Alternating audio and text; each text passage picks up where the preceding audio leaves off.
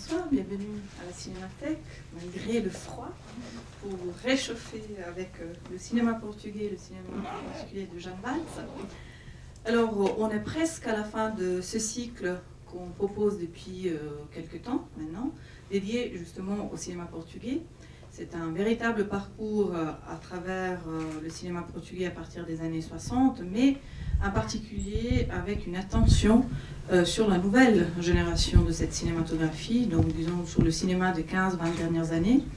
On a présenté des films en avant-première, il y a eu des invités, notamment on a présenté Tabou de Miguel Gomes. Hier soir au Capitole, on a eu l'occasion de présenter les courts-métrages de Basile Cunha, parce que ce qui nous intéressait à travers cette rétrospective, en plus de montrer des films très beaux, mais aussi malheureusement très peu connus, parce qu'ils sortent difficilement en salle encore aujourd'hui, c'était aussi de souligner, raconter les liens qui existent depuis longtemps entre le cinéma suisse, la Suisse et le cinéma portugais.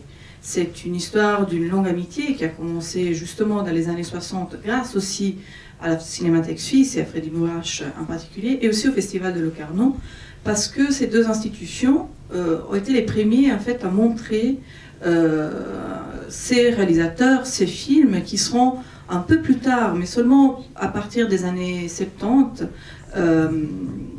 acclamés par la critique internationale, en particulier en France, en Italie et en Allemagne, en parlant d'une véritable nouvelle vague du cinéma portugais qu'on appelle aujourd'hui le cinéma nord-portugais.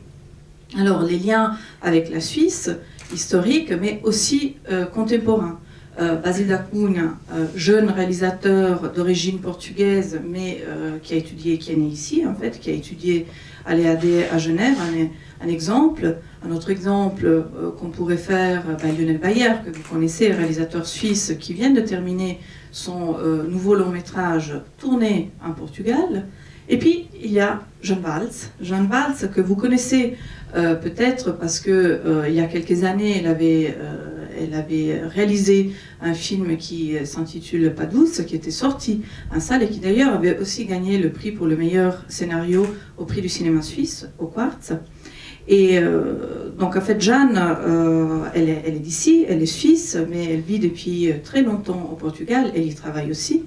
Et elle est scénariste, et elle est évidemment réalisatrice. Elle a réalisé beaucoup de courts-métrages qui ont été notamment présentés, une fois de plus, au Festival de Locarno, mais aussi dans d'autres festivals internationaux, comme le Festival de Berlin ou le Festival de Vila do Conde, qui est un festival très très intéressant et important, justement pour la cinématographie portugaise. Alors, elle se fait rare, Jeanne, depuis quelques temps, donc ça me fait particulièrement plaisir de l'avoir ici avec nous. Et donc maintenant, je l'appelle.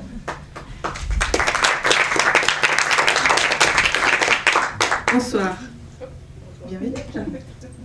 Ça me fait très plaisir d'être là, ça me fait très plaisir que vous soyez là, même si vous êtes peu, enfin peu, mais bon. Ouais, là. Pas de micro. Pas de micro, ça. Je vais prendre ça. Mais en fait, j'en aurais pas vraiment besoin. Je pense que c'est mieux pour le chat. Donc,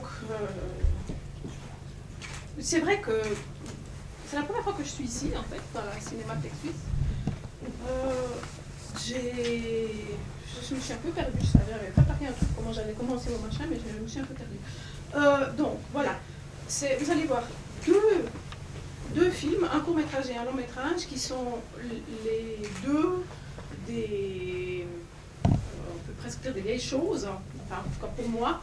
Le court-métrage est de 98, et je l'ai tourné, enfin c'est vraiment fait avec en fait pas d'argent du tout. C'est tourné dans la rue, c'est tourné chez moi avec deux amis, l'équipe, je l'ai même un peu grossi, mais vous verrez le générique de fin, on est vraiment 4 quoi. Ça nous a permis de faire des petits trucs simples et amusants, mais en fait je l'ai revu une fois, et ça fait 5 ans, avec des élèves qui était très... Ah, parce qu'il est allé complètement sans... Enfin, c'était vraiment pas prévu, mais il était en compétition à Berlin. Et ses élèves m'ont regardé, mais attends, comment est-ce que ce truc est arrivé là? Alors, je ne sais pas. Mais ce qu'on... J'aime pas revoir les choses parce que comme j'ai vraiment tendance à voir que les défauts des choses que j'ai faites. Bon, mais celui-là me plaît bien parce que bon, j'y vois beaucoup d'honnêteté. Enfin, il a une chose.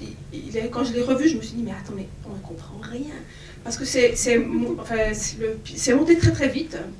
Et après, je me suis rappelé comment je l'ai monté. Je l'ai monté dans un système qui, Dieu merci, n'existe plus, qui est en fait en VHS, et avec un système où, chaque fois que je voulais changer quelque chose, je devais recommencer depuis le début. Donc, voilà. J'étais dans un endroit, il faisait super chaud, j'étais toute seule, donc je pense que c'est un peu coupé un peu. Ça va très vite, donc j'espère que... Enfin, voilà. J'ai revu ce matin les films, justement parce que ça faisait aussi longtemps que je ne les voyais pas. Et je trouve d'abord que Oketekero est absolument compréhensible. Ça me fait plaisir. Et puis, ce que je trouvais intéressant en le revoyant avec le long métrage, c'est qu'il y a une cohérence dans ces deux films, en pensant aussi à Pas douce. C'est-à-dire que je trouve que dans ces films, il y a quand même des éléments récurrents, voire des thématiques, des sujets qui sont, à mon avis, chers, qui te sont chers, en fait. Je peux te les nommer si tu veux. Mais ce qui m'intéressait, justement, en faisant aussi une comparaison entre tes cours et tes longs métrages, dans Oketekero, je trouve qu'il y a une liberté créatrice très intéressante. Et justement par rapport à ça, comme tu as réalisé plusieurs courts-métrages, je m'en demandais, est-ce que c'est un choix d'abord économique de faire des cours, ou pour toi c'était aussi l'idée d'expérimenter des choses à travers ce format court? C'est sûr qu'on permet, le format court permet plus de liberté. C'est un peu théorique en fait, on peut aussi se permettre ce qu'on veut dans un long, mais bon voilà. Mais entre les deux longs, parce que celui-là, celui que vous allez voir, je ne sais pas qui a vu Pas douce ici, mais alors que Pas douce c'est un film très linéaire et très, on peut dire quelque chose de conventionnel, celui-là, même qu'il ait une histoire et qu'il va d'un endroit à un autre, il est aussi un peu... c'est comme une espèce de... Ça fait comme des espèces... Comme un collier, ça fait des perles. Chaque petite histoire est en fait, on peut dire, fermée en elle-même, ou presque. Et... ouais. C'est quand même des perles qui se parlent. Ah oui, non, il y a tout à fait une histoire, il y a un fil conducteur. Et juste te demander où tu as tourné exactement ce film, parce que ça c'est peut-être intéressant pour nous, qu'on ne connaît pas forcément bien le Portugal et Lisbonne. C'est un endroit très intéressant en fait, l'univers est très parlant en fait dans ce film. En fait, il y a deux endroits, il y a une banlieue de Lisbonne qu'on a mis très longtemps à trouver parce qu'il fallait, en fait, vous allez voir tout de suite, c'est le début du film, une architecture spéciale et difficile à trouver, et en plus je voulais vraiment un truc en pente, et c'est en fait une banlieue c'est une banlieue très mélangée, c'est pas du tout un ghetto, une banlieue complètement noire, qui sont les endroits où filme Pedro Costa ou bien justement Basile da Cunha. Mais c'est c'est pas... Et c'est en fait un endroit agréable, même si c'est un endroit un peu sinistre, parce qu'il y a autant de vent et de lumière, quoi. Donc c'est toujours... mais le personnage principal s'enterre là, et en fait il fuit l'Alentejo, qui est l'autre endroit du film, qui est complètement plat. Et on a tourné dans une petite ville de la frontière, qui sont des villes absolument incroyables parce qu'elles sont, c'est des fortifications du XVIIe siècle qui ont été construites, comme presque toutes ces constructions, d'après des modèles hollandais. Et enfin bon, c'est cette différence entre la grande ville qui est tout en hauteur et la campagne qui est vraiment très très plate. Et voilà. Je parlais tout à l'heure d'éléments que je retrouve dans tes deux longs métrages. Les personnages, le personnage féminin, tu aimes raconter, je pense, des personnages extrêmement forts, personnages féminins extrêmement forts. Et dans ce film, il y a 3 adolescentes, une en particulier, qui sont très belles, incroyables en fait. Où est-ce que tu les as trouvées? C'est rare, enfin c'est difficile, je pense, de travailler avec des adolescentes et de trouver des bonnes actrices de cet âge. Mais alors j'ai décidé qu'elles devaient être 3 une fois en montant une avenue derrière 3 jeunes femmes qui étaient tellement incroyables et débordantes de vie et pétillantes et fantastiques que je me suis dit, bon, il n'y a rien à tirer, il faut qu'elles soient 3 parce que ça fait plus de répondants, c'est mieux que 2, enfin voilà. Et après, on a fait vraiment un casting très très très long et par étage. D'abord, on a vu, et j'ai vu tout le monde, j'ai pas du tout, je sais pas, d'abord on en a vu 200, et après, ces 200, il y avait déjà un petit texte, après, et à la fin, ils n'étaient plus que 6, avec vraiment déjà du texte, et donc on a déjà beaucoup travaillé pendant le casting, ce qui fait qu'à la fin on se connaissait en fait assez bien, et puis ces tournages de nuit, c'était... Et puis ces nanas, elles sont fantastiques, elles sont vraiment... Et Francisco, donc l'acteur principal masculin qui représente un homme avec des faiblesses, on peut le dire, retranché sur lui-même. C'est un acteur connu dans le cinéma portugais parce que lui aussi je le trouve extrêmement bon en fait. Je vais dire une chose un peu terrible, c'est un très bon acteur, très connu dans le théâtre, mais il ne fait pas de cinéma et presque pas, il fait de la télé, mais c'est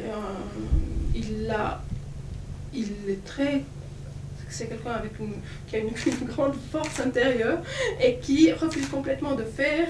Enfin, en gros, à mon avis, il n'a pas de succès parce qu'il est chauve. Il a été chauve à partir de 30 ans.